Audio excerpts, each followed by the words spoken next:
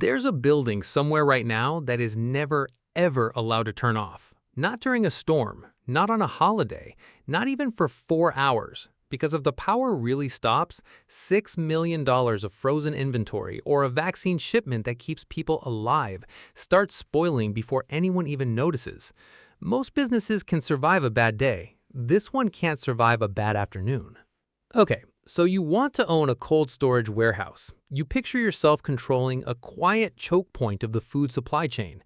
Every frozen pizza, every pallet of ice cream, every vaccine that needs to stay at -20 degrees passes through a building like yours. It feels recession-proof. People always need to eat. People always need to freeze things. Sounds simple. It is not simple.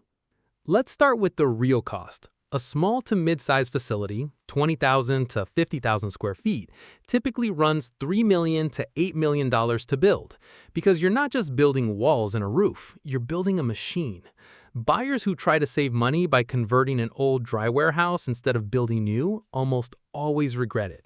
Installation gaps, floor slabs that can't handle freezer-level thermal expansion, undersized refrigeration. Within 2 to 3 years, they're pouring 6 figures into retrofits they never budgeted for. And here's the trap almost nobody prices correctly: the backup power system that keeps your entire building from spoiling during an outage. That alone can run $200,000 to $500,000. Now here's how the money actually flows, and it's not just charge rent and wait. Storage fees are the obvious layer, typically $15 to $30 per pallet per month. But here's the twist. Storage fees are actually the lowest margin part of the business. The real money is in handling fees, $5 to $15 every time a pallet moves in or out, because fast-turning inventory like ice cream can cycle 8 to 12 times a year. Your fastest-moving clients are usually your most profitable ones, not your steadiest ones.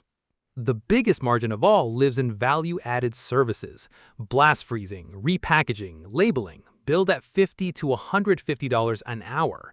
Storage is basically the cost of admission. Services are the actual business.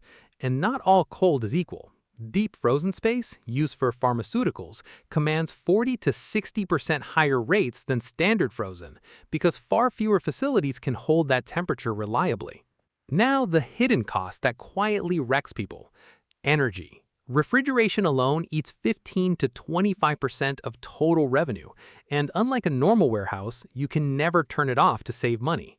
And the risk that cascades fastest: one compressor failure during a heat wave can spoil a client's entire inventory in hours, triggering an insurance claim, a lost client, and a reputation hit that spreads fast in a small industry.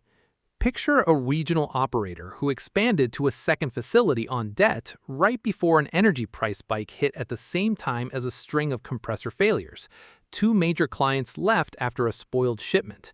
The company survived, but only by selling a minority stake just to stay current on its loans. In cold storage, your biggest asset and your biggest liability are the exact same machine.